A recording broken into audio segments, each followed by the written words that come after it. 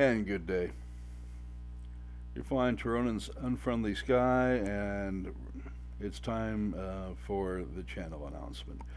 Um, Guys, I have been doing this for over a year, uh, 500 and something videos.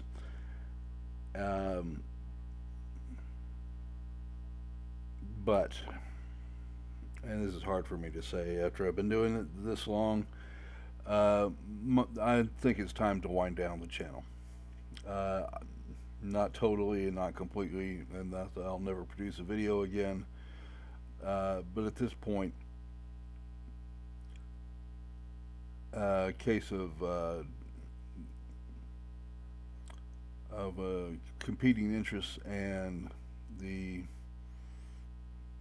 ever increasing needs of taking care of somebody with my mother with a stroke and other things that are coming into life, and the fact that I've had not one, but two, not three, but four novels that have been on more or less hiatus because I'm not spending enough time to finish them up. Um, I've enjoyed every minute of it, and I got to say that the contacts I've made here have been terrific. But there comes a time when you finally have to say, you know, you get increasingly reluctant to make the videos, and you realize how much of the time is taken out of your day, and how much of my life has been wrapped around World of Warplanes when it needs to be concentrated on other things. Um,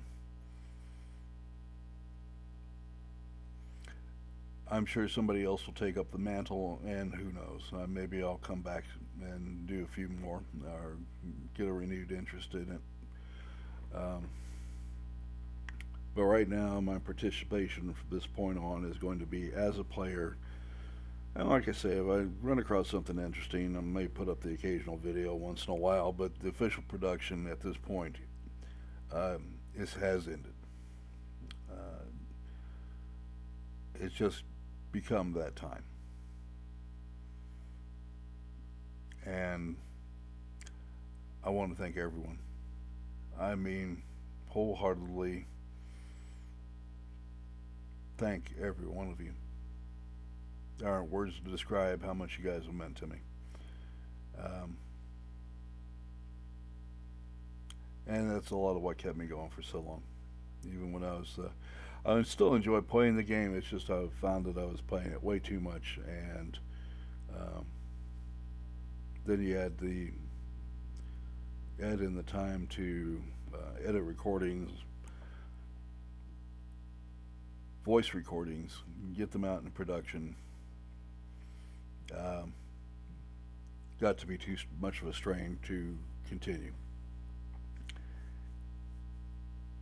So that was the reason. Still enjoy the game, though I want to. Will be honest that I want to play it less, and been thinking about this for the last 3 or 4 days. Didn't want to come to a rush conclusion, but it feels right, and the internal pressure to end it was just getting intolerable.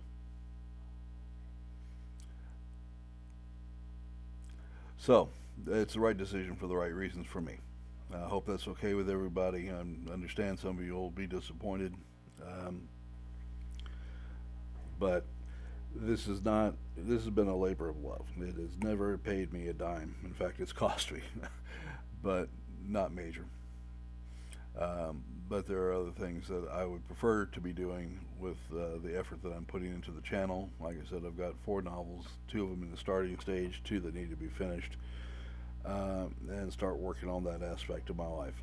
Uh, Probably no mystery to a lot of you that this is the taking care of a mother with a stroke and having pretty severe heart problems of my own. You start to have to really consider, what do you want to do with the remaining couple of years, or 5 years max, I would think, for the remainder of my life. And this is not it. So, Um, as much as I enjoy it, that's life in the big city. Uh, Beyond that, I want to wish everyone well. I will still run the clan. I am still going to be gaming. Feel free to say hi to me. If you have some idea for a video that you'd like me to capture, send it over. I'll still do stuff like that. But the daily production and that is over. Okay. Um, I'm too much of a videographer not to want to capture unique events and put those up from time to time. So not totally dead, just kind of on life support. Oh my. I sure do enjoy my 1101 though. God, this thing is such a beast.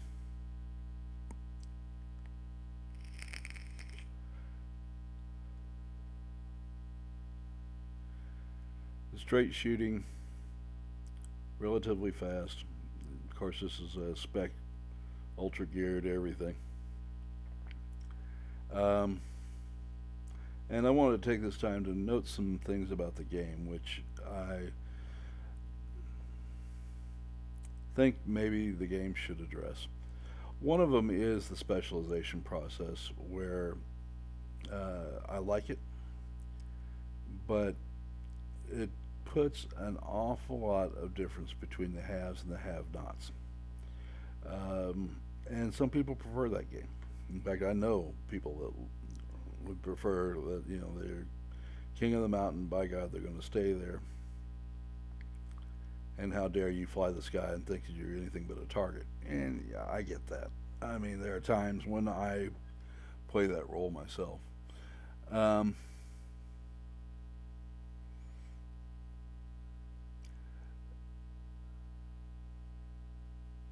but I do get concerned for new players that are coming in, and I see one of the more hopeful signs of World of Warplanes in that the number of um, players actually playing the game is on the rise. And having been here since almost the first day of 2.0 going live, remember I saw Jingle's video. I was talking about it and just fell in love with the game. And I still think it's one of the best uh, arcade flight simulators out there.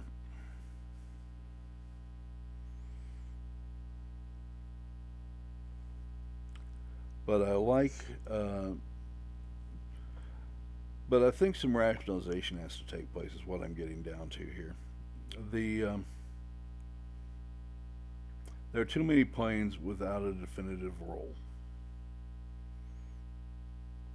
or their role is at best constrained, and their effectiveness. Um, Bombers are too easily destroyed. Now, the final variant of the B-32, maybe you can make a case for that. Um,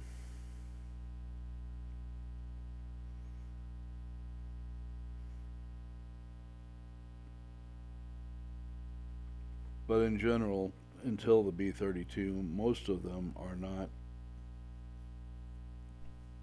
It is too vulnerable. GAs can take care of themselves to a much greater extent, and that becomes so that's one thing I think could be improved, and I think the answer is that um, as a bomber group, it should be a group, not one but 3 or 5, and that's a concept I would urge World of Warplanes to take a look at. Um, I like the class of heavy fighters, and I think it works well. I like the fighters. I think they work well. And they're broken down in subcategories of the medium fighter, the turn and burn. and then you have the heavy fighters, which are boom and zoom, and that seems to work pretty well. The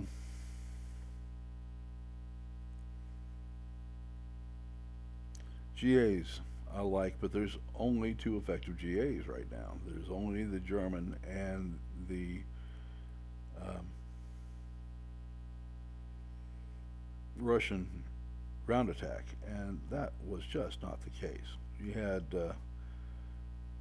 you have the case of the British multi roles, which kind of fulfill that purpose, but they're not genuine GA.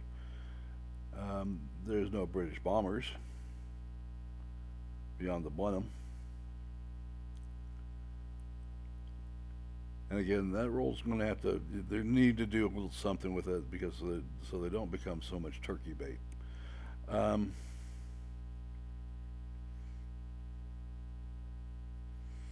the GA's role is really quite impressive in the game. Um, they aren't quite nigh unstoppable, but boy, they're getting close. And if you've ever been in a game with a pair of people that know how to use them and they take 2 GA, you can almost, not always, but almost guarantee they're going to win. And that may take some tweaking and touching.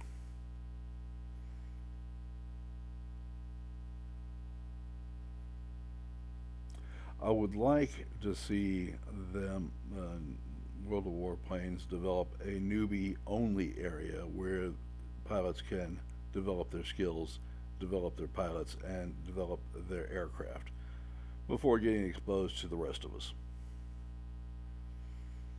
And if you do your dailies, you know what I'm talking about. You find somebody, you got the money, you got the experience, you got the pilots, and you just go SEAL clubbing. And I makes me uncomfortable every single time that I do it. And that's something that I would like to come to an end.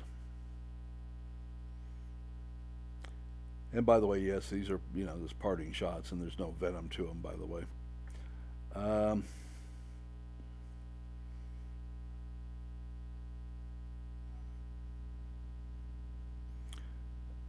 I would very much like them to see them develop a pilot school. How to do things, how to do them better. Spent some time with Evil Snowman, and those lessons are still sticking with me. And I noticed a noticeable improvement in my game since I went flying with him. And there are players out there,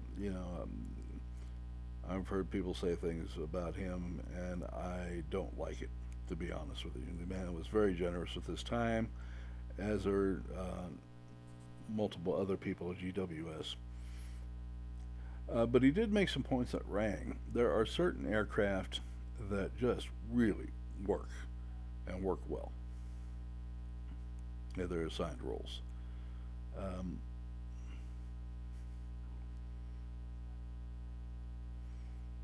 this aircraft, I'm not sure that everybody grew to love it the way I did, but the KI-84 and its successor um, were very good aircraft. The Spitfire line was an amazing aircraft throughout the deal. Um, the P-51 worked very well, that line. And then you had aircraft, yeah, and you can tell when they work. I mean, because you just slide through the progression, and yes, you should still have rough gains, but you knew how to fly the aircraft. Made sense, just felt right. Um, Everything about it was pretty darn good.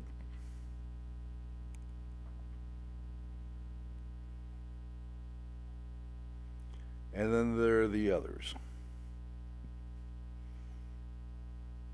And you know what they are when you start having a terrible time progressing.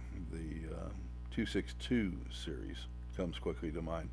Like to have never got through it and finally bought my way out of the last 10% of it because of the guns. And there are aircraft that need to be fixed in this game, and the blooper shells need to stop. You know, if you just doesn't make any sense to have miserable aircraft in the game.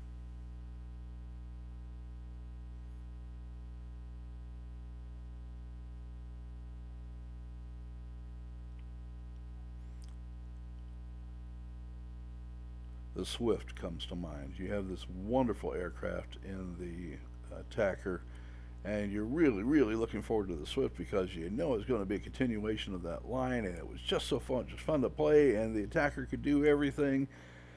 It was the plane I described as good enough to get the job done, good enough to get it. Good enough in the turn, good enough in speed, good enough in altitude. And when you link a whole bunch of good enoughs, you get pretty spectacular. And the attacker was all that, and a bag of chips. And then you get the Swift. Great airframe, great turn, great speed, great maneuverability, everything you could want, and a pair of crummy guns.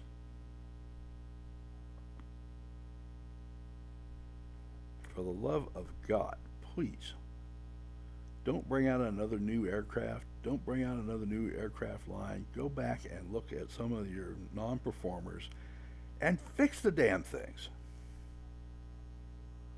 There's no reason for that. There's no reason for that to exist. And realism aside, and you guys know how I feel about that, I want them to be historically accurate, but the other part of it is an arcade game, and there's lots of unrealism in this game.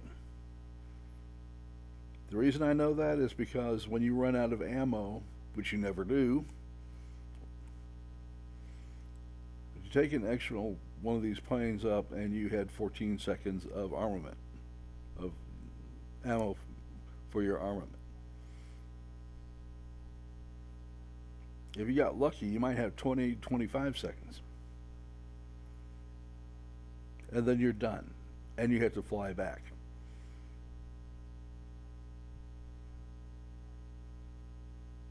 All right. So what I'm getting to here is, yeah, realism is good, and then playability is something else. And World of Warplanes is more familiar with this than I will ever be. But go and fix the rotten aircraft.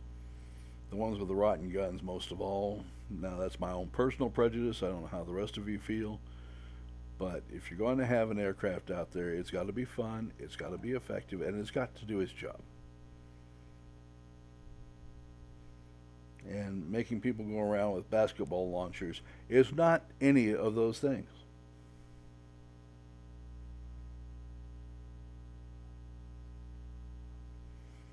All right. The reason that I did this video instead of shutting it off is I always got, you look and look and look, and eventually you realize the guy just wasn't there anymore. And it's happened in this series as well. And as I stated, I'm not going to go totally away. I will make the occasional video just because it's fun to make the video, or something new's come out that I think you guys will want to see. I just don't want to do the daily production anymore. And I am still open to suggestions. If you guys want to see a certain type of video with a certain type of plane, if I don't have it in my inventory, let me know. We'll work something out. You may take a donation if I don't have the plane, because I am not a wealthy man. But but we can work something out to get a video up for you. I'm still available when you see me in the game to fly with you, always. All right. So getting back to planes that need to be fixed, I would just like World of Warplanes to stop for a moment, go through their plethora of planes, and make sure that they all work in a fun manner. All right. And don't talk to me about realism. Now we're just talking about playability. There is no reason to pretend that this is an ultra-realistic game. You want that, go play Aces High. You'll be frustrated as hell. You can play the non-arcade game in War Thunder. And again, when you run out of ammo, you better be good at landing, because you're going to have to go land and rearm and get back up there. And you can play 30 minutes of a game and get one kill if you're lucky if you see them.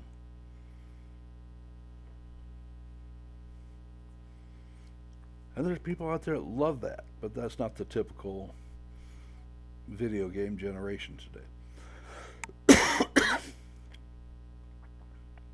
All right. The reason you didn't have more aces on the American and British and Soviet side were that the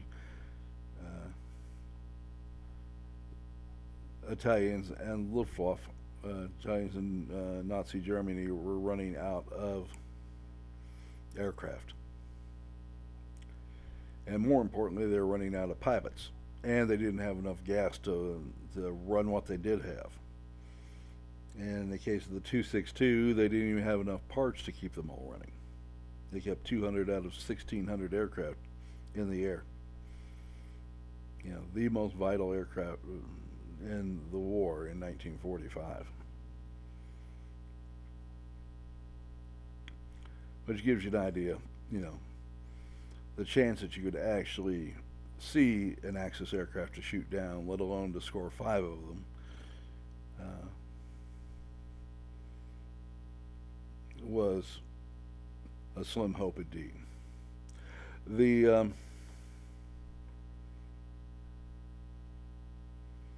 This sequence, by the way, was kind of interesting because I tried to go after a boom and zoom who really used his aircraft correctly. I want to tip the hat to that guy.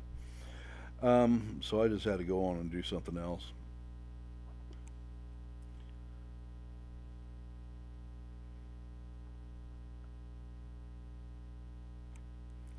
Which I did.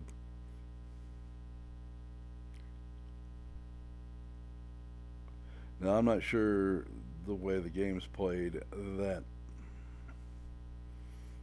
the P-38 is modeled correctly. And he was talking about realism. The P-51D could run down a P-38 at will. Max speed I've ever seen in a P-38J was about 414 miles an hour. This one was running about 437, and similar altitude capabilities. Interestingly enough, I am also uncertain that the P-51 could outturn a P-38J at low level.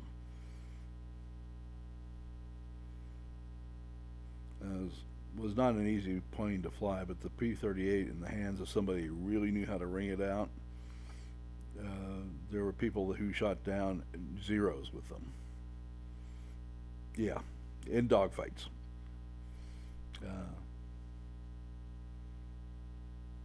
Mr. McGuire, a 38 kill famed, had done so on one occasion.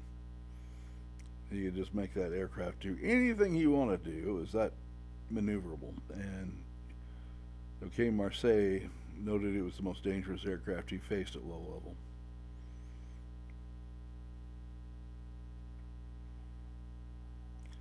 And that was perhaps the greatest deflection shooter of the entire war. Did it in a remarkably short time, too. But getting back to it, for gameplay, that worked out marvelously. If you can't keep up with heavy fighters, and that's their ace in the hole, lovely.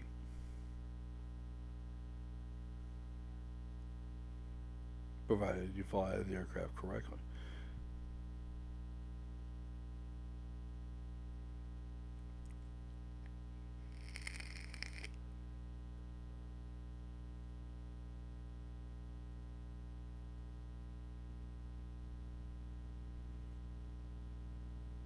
And I love this section. This is the P-51D at its best.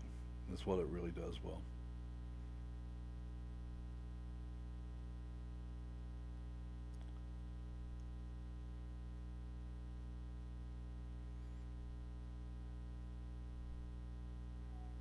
All right, so to summarize, daily production for the channel is over, period.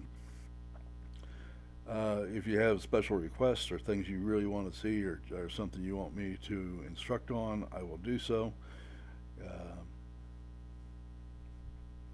If you For instance, you want to know how to boom and zoom correctly. It's something I am reintroducing myself to when I realized just how poor I had gotten at it. I'll be happy to do a video on that as I learn. May do a series of them, for that matter. The medium fighter, I've probably done enough of that for any 7 of you. But that's where I really shine at. And the GA I know very well indeed at this point. You can probably contest with the best of them out there. So if there's something you want to see in the new meta, or explain a new meta or something along that line, throw me a line out there. I'll continue to monitor the channel.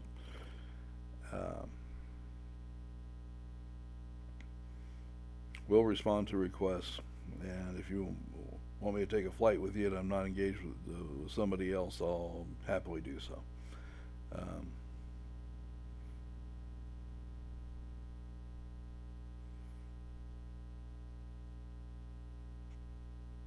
I sure have loved my time here.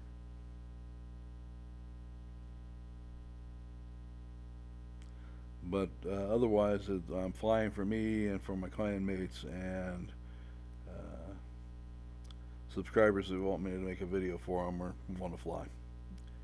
And I'll do the occasional instructional video just because I want to.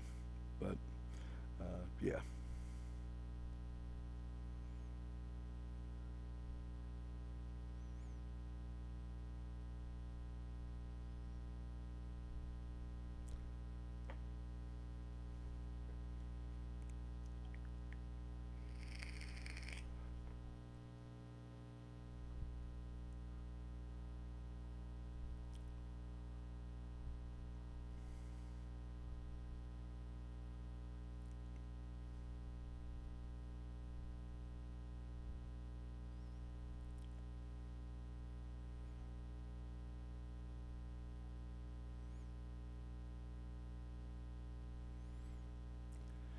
You know, one of the points that I sitting there and talking about P-51 was I really had wished that the Russian high-speed fighter line had turned out better than it did.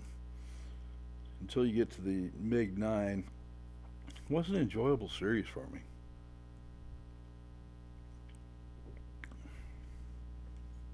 And that's a shame.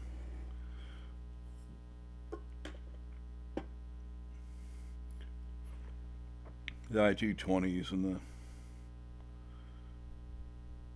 never really enjoyed them quite as much. Sure did enjoy the MiG-9 though, and I sure enjoyed the MiG-15. It's nice to have Russian aircraft that actually have some nice altitude. All right, folks. So the time has come to say thank you. It's been a blast. I've enjoyed you guys so much, and I've enjoyed the interactions we've had with you more than I can say. It's been fun, and you guys have made it fun. Remember me. Send me comments. Y'all have a great day.